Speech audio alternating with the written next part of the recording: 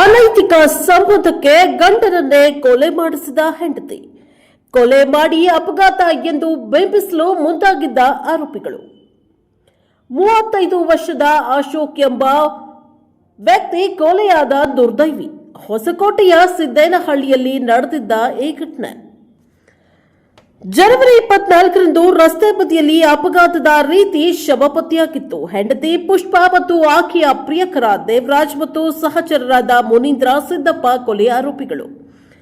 ಪುಷ್ಪ ಮತ್ತು ದೇವರಾಜ್ ನಡುವೆ ಅಕ್ರಮ ಸಂಬಂಧವಿತ್ತು. ಮೃತ ಅಶೋಕ್ ಕುಟುಂಬವನ್ನ ಸರಿಯಾಗಿ ನಿರ್ವಹಣೆಯನ್ನ ಮಾಡ್ತಾ ಇರಲಿಲ್ಲ. ಹಾಗಾಗಿ ಪ್ರಿಯಕರ್ನ ಜೊತೆ ಸೇರಿ ಕೊಲೆಗೆ ಸ್ಕೆಚ್ ಹಾಕಿದ್ದಾಳೆ ಈ ಐನಾತಿ.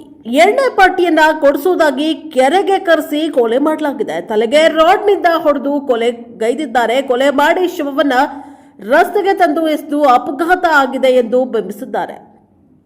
ಸೂಲಿಬೆಲೆ ಪೊಲೀಸರು ಪ್ರಕರಣವನ್ನ ದಾಖಲಿಸಿಕೊಂಡಿದ್ದಾರೆ.